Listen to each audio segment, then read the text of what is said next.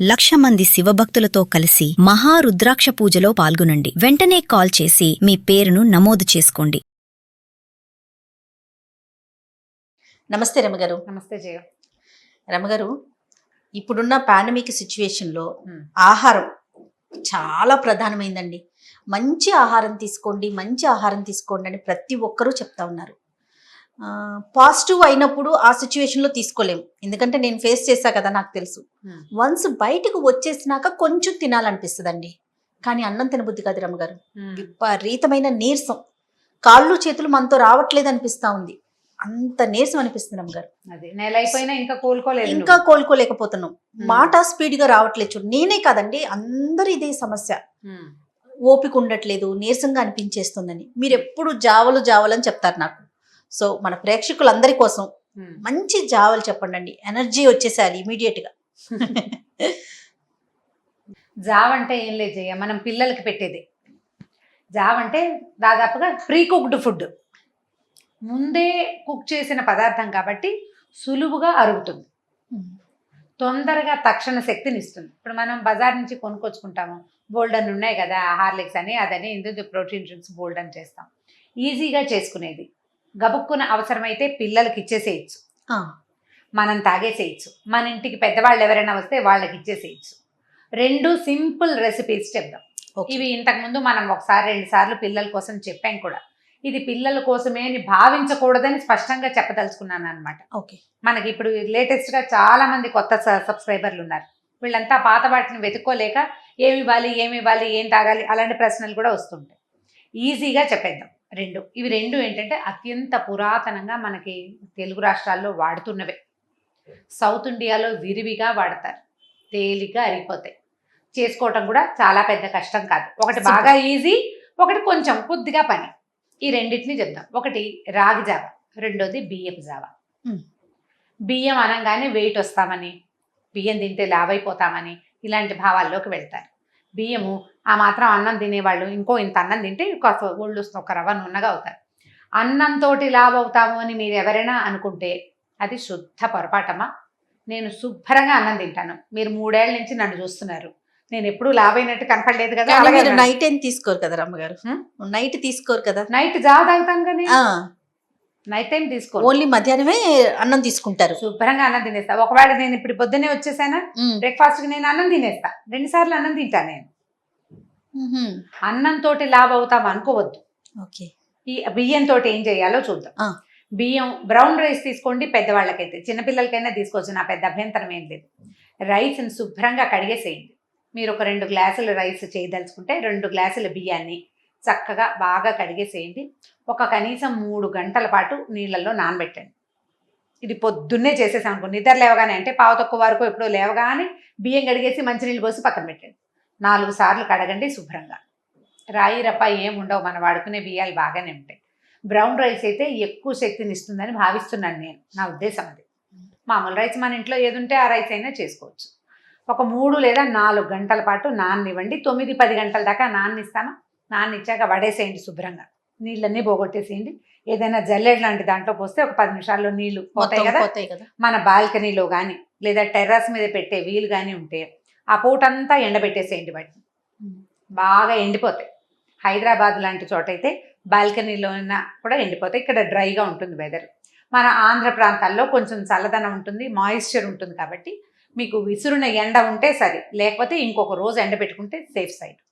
ఈ ఎండబెట్టిన బియ్యాన్ని, ఎండిపోయినాయి కదా, ఆరిపోతాయి శుభ్రంగా. వీటిని ఏం చేస్తారంటే కుదిరితే ఆ సాయంత్రానికో లేకపోతే మర్నాడు పొద్దుటికో ఒక ఒట్టి మూకుడులో పోసి పొయ్యి మీద పెట్టి శుభ్రంగా వేయించేసేయండి. బియ్యం వేపేసేయాలి, వేగిపోతుంది బియ్యం బాగా. అసలు ఒక రంగులో ముందు తొలిగా నానిన రంగు ఉంది, అది పోయి కొంచెం ట్రాన్స్లూసెంట్గా అవుతాయి, వేగిన వాసన వస్తుంది, కమ్మని వాసన. ముదురు వేపు కూడా తీయచ్చు, మాడనివ్వకండి గింజలు. ఇంత మొత్తం 2 గ్లాసులు పోసేయకుండా కాసిన పోసుకునైనా వేయించండి నిదానంగా. వేగిపోయిన బియ్యం చల్లారనిచ్చి మిక్సీలో పడేసి శుభ్రంగా మెత్తటి పిండిగా గ్రైండ్ చేసేసుకోండి.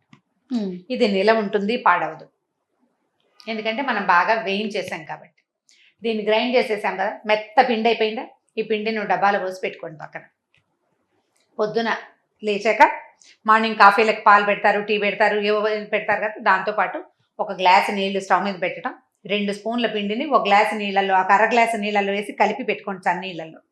ఆ నీళ్లు మరిగాక ఈ చన్నీళ్ళల్లో ఉంది కదా పిండి, దీన్ని ఎత్తి అందులో పోసి నిదానంగా కలపండి. దాంట్లో ఒక పెద్ద గరిటె వేసి ఉంచండి అడుగంటకుండా. మీరు స్టవ్ దగ్గర ఉన్నప్పుడే ఈ వ్యవహారాలు చేసుకోండి. దీన్ని పెట్టి బాత్రూమ్కి వెళ్ళి రాకూడదు, హాల్లోకి వెళ్ళిపోకూడదు, వంటింట్లో ఉండాలి. వంటింట్లో అంటే మనం ఇంకో పని చేస్తూ మధ్యలో కలిపి తిప్పుకుంటూ చెంచాలు పెట్టకండి, చేతులు కాలుతాయి. గరిటె పెట్టుకుంటే ఒక్కసారి గరిటెతో కదుపుతుంటే చిక్కగా ఒక 5-10 నిమిషాల్లో శుభ్రంగా ఉడికిపోతుంది. నేను 2 స్పూన్లకి 1 గ్లాసు నీళ్ళు పెట్టండి, హాఫ్ గ్లాస్, నా వేళ్ళు మాత్రం గుర్తుపెట్టుకోండి అమ్మా, నేను కరెక్ట్గా సైజు కోసం చెప్తున్నా. పెద్ద గ్లాస్ హాఫ్ గ్లాస్ నీళ్ళలో కలుపుతాం. 1 గ్లాస్ నీళ్ళు పోసాం, ఇంకో అర గ్లాసులో కలిపేసాం కదా, ఇది చక్కగా ఉడికిపోతుంది, చిక్కగా కనపడుతుంది. దీనికి 1 అర గ్లాసు మజ్జిగ పోసి ఉప్పేసి జావలాగా చేసుకుంటే, ఇది చల్లారాక పెరిగేసుకుంటే విరిగినట్టుగా కనపడకుండా చక్కగా బాగుంటుంది. దీన్ని మీరు మార్నింగ్ టైం తాగొచ్చు. ఆఫీస్కి వెళ్తే ఒక డబ్బాలో పోసుకుని, ఒక బొడగాటి దాంట్లో పోసేసుకుని కొంచెం పలచం చేసుకుని, మజ్జిగ పలచగా ఉంటే ఇది చిక్కగా ఉన్నా అది ఇది కలిసి మీకు తాగేందుకు వీలుగా అవుతుంది. చల్లారేక కలుపుకుంటే అది ఎంత చిక్కగా అవుతోంది అనే అవగాహన ఉంటుంది. మొదటి రోజున మీకు తెలియదు, 2 సార్లు చేస్తే మీకు తెలిసిపోతుంది.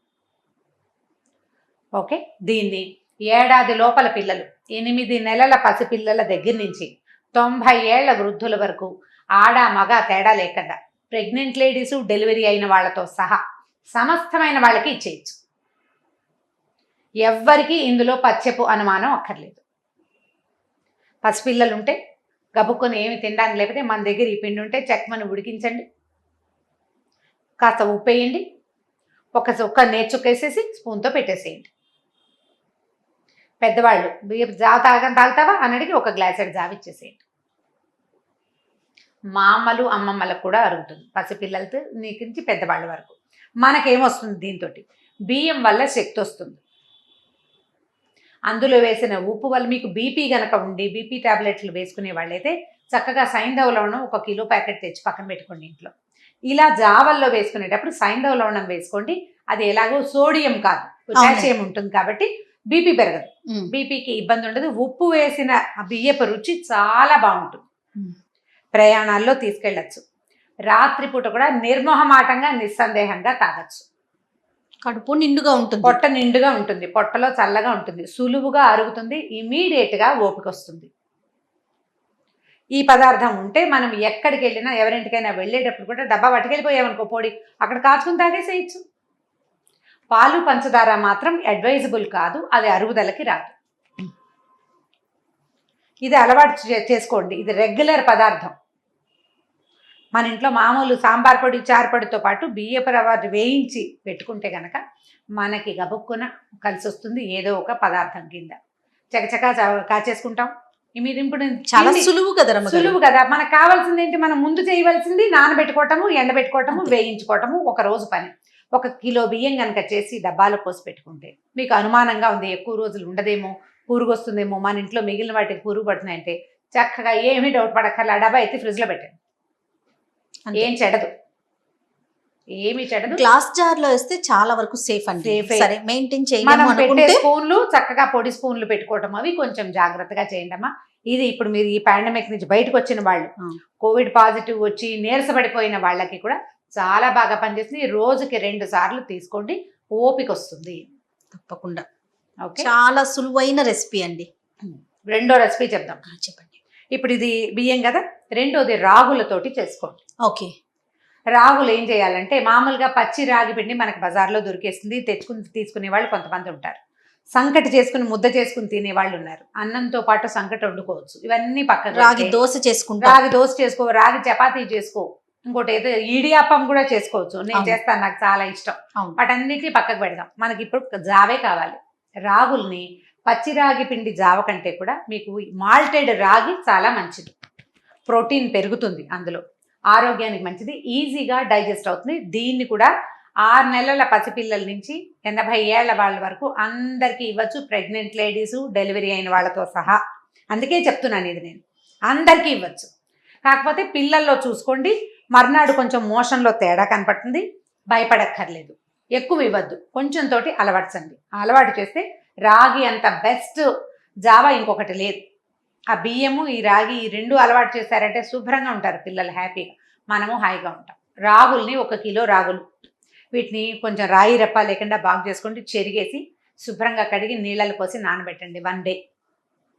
ఇవాళ పొద్దున నానబెడితే సాయంకాలం ఆ పై నీళ్లు పారబోసేసి మళ్ళీ ఫ్రెష్ నీళ్ళు పోయింది, వాసన మారుతుంది. 24 గంటలు ఇంచుమించుగా ఉంచుకుంటే బాగుంటుంది. ఒక పూటే నానబెట్టి చేసేవాళ్ళు కూడా కొంతమంది ఉన్నారమ్మా. నేను ఏళ్ల తరబడి మేము చేసే ప్రాక్టీసే చెప్తున్నా. మరి రాత్రికి నీళ్ళు పారబోసేసి మళ్ళీ మంచినీళ్ళు నింపెట్టండి, పొద్దున్నే శుభ్రంగా బాగా కడిగేయండి. ఏమైనా రాళ్ళు ఉన్నాయేమో గాలించి కనుక మనం ఏం చేయొచ్చంటే ఒక సంచిలో, ఎట్లా మనకి పిల్లో కవర్స్ పాత ఉంటాయో వాటిని ఉంచుకుంటూ ఉంటాం, ఏదైనా వాడుకోవడం డస్టింగ్కి వాడతాం కదా, కొన్ని పిల్లో కవర్స్ దీనికోసం ఉంచుకోండి. ఈ రాగులను ఎత్తి ఆ పిల్లో కవర్లో పోసేయండి, నీళ్ళన్నీ ఓడిపోతాయి కదా, దాన్ని బట్టుకెళ్ళి మన బాల్కనీలో కానీ ఎక్కడైనా ఒక కిటికీకి వెళ్ళడేయండి. నీళ్లు కారిపోయి 1 రోజు వదిలేసేయండి దాన్ని. మనం మరుసటి రోజు ఆ కవర్లోనే వదిలిపెట్టేయండి. 1 రోజు నానబెట్టాం, 2వ రోజు ఆరబెట్టాం సంచిలో లేదా గుడ్డలో వేసి మూట కట్టచ్చు మీ అలవాటు ప్రకారం. నాకు ఇవి ఈజీ మెథడ్స్, అందుకని నేను పిల్లో కవర్ అని చెప్తున్నాను. ఆ కవర్ని ఎక్కడైనా తగిలించుకోవచ్చు హాయిగా, లేదా సంచులు కుట్టుకుంటాం కాటన్. ఇవాళంతా కూడా చేతి సంచులు దొరుకుతున్నాయి కదా, కాటన్ ప్యూర్ కాటన్ కొంచెం మందపాటిది అయితే బాగుంటుంది. 2వ రోజు మీరు ఆ మూట విప్పితే మొత్తం రాగులన్నీ మొలకలు వచ్చేసి ఉంటాయి. అంతంత మొక్కలు రానివ్వకండి. 2వ రోజు మార్నింగే ఓపెన్ చేసేయండి. మార్నింగ్ ఓపెన్ చేసి ఒక విశాలమైన గుడ్డలో పరిచి వీటిని రాగుల్ని ఆరబెట్టేసేయండి. మొలక ఎత్తిన రాగిని ఆరబెట్టాలి. ఎండబెట్టమని ఒక డాక్టర్ గారు ఒక ఆయన చెప్పారు, కానీ నేను ఎప్పుడూ చెయ్యను. ఎండలో పెట్టబుద్ధి కాదు, అలవాట్లేదు మాకు. మేము మా ఇంట్లో ఇలాగే చేస్తాం, మా అక్కయ్యలు ఇలాగే చేసేవాళ్ళు, నాకు అదే అలవాటైంది, నేను అదే చెప్తున్నాను. నేనైతే నీడలో ఆరబెడతారా మీరు? నీడలోనే ఆరబెట్టేస్తా ఇంట్లో. కాస్త మనం ఇళ్లలో వెంట్రుకలు రాలి పడుతుంటే కొంచెం చూసుకోండి. కుక్క పిల్లలు ఉంటే వాటి బొచ్చు, మన ఇంట్లో పెట్స్ ఉన్నాయనుకోండి వాటి బొచ్చు కూడా పడిపోతుంటుంది. కొంచెం పై ఎత్తున ఆరబెట్టేసుకోండి. వీటిని 1 రోజు పూర్తిగా ఆరనిచ్చాక చక్కగా మూకుడులో ఇన్ని పోసి చక్కగా వేయించేసేయండి. కమ్మని వాసన వచ్చేలాగా మాడకండా ఈ వేయించిన రాగుల్ని గ్రైండ్ చేసేసుకోండి. గిర్నీకి పట్టిస్తే ఇంకా మెత్తగా వస్తుంది పిండి. మెత్తటి పిండి ఆటొస్తుంది. బరగ్గా ఉంటే కచ్చకచ్చగా ఉంటే జావంత బాగుండదు. మిక్సీలో వేసిన బాగా దగ్గర పిండి జల్లెడతోటి జల్లిచ్చేసేయండి. ఈ పిండి ఎత్తి డబ్బాలో పోసి పెట్టుకోండి. దీన్ని కూడా 1 గ్లాస్ నీళ్ళు స్టవ్ మీద పెట్టడం, ఒక 1/2 గ్లాసు 1/2 గ్లాస్ నీళ్ళల్లో 2 స్పూన్ల పిండిని కలిపేసి పక్కన పెట్టుకోవడం. చిక్కదనము అవన్నీ కూడా డిపెండ్స్ మీ అలవాటుని బట్టి. అవునండి, ఎంత చిక్కగా తాగలము అని. 1 గ్లాసు జావకి ఒక 2 స్పూన్ల పిండి సరిపోతుంది. ఆ నీళ్లు మరగగానే ఈ చన్నీళ్ళలో కలిపెట్టిన పిండి ఉంది కదా, అది పోసేసి కలిపేయండి. ఇది 1 మినిట్లోనే ఉడిపోద్ది. బియ్యపు జావలాగా దీన్ని ఉంచక్కర్లా, 1 నిమిషంలో. ఎందుకంటే రాగి గింజ చిన్నది, దీనికి ఉడుకు అవసరం తక్కువ. బియ్యం అంత ఎక్కువ ఉడుకు దీనికి అవసరపడదు. 2 నిమిషాల్లో చిక్కగా అయిపోతుంది. బుడగలు వస్తాయి. ఆ బుడగ రాగానే ఆపేసేయండి చాలు. కింద నుంచి ఇలా ఉడికిన వస్తాయి కదా, హోల్స్ పడుతుంటాయి, అప్పుడు ఆపేసేయండి. దీన్ని 2 రకాలుగా వాడుకోవచ్చు. బలం కావాలి, పిల్లలు బలశాలుగా పెరగాలి, లేదా మనకే బాగా ఓపిక తక్కువ, మనకి అలవాటు ఉంది అంటే ఒక 1/2 గ్లాస్ పాలు పోసి చక్కగా బెల్లం వేసి తాగేసేయండి. పంచదార కంటే బెల్లం చాలా మంచిది.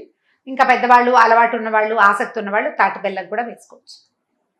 పాలు, బెల్లం లేదా పెరుగు, ఉప్పు, చల్లారి నుంచి కాస్త మజ్జిగ పోసి మనకు అవసరమైనంత పలచన చేసి ఉప్పు వేసుకుని తాగొచ్చు.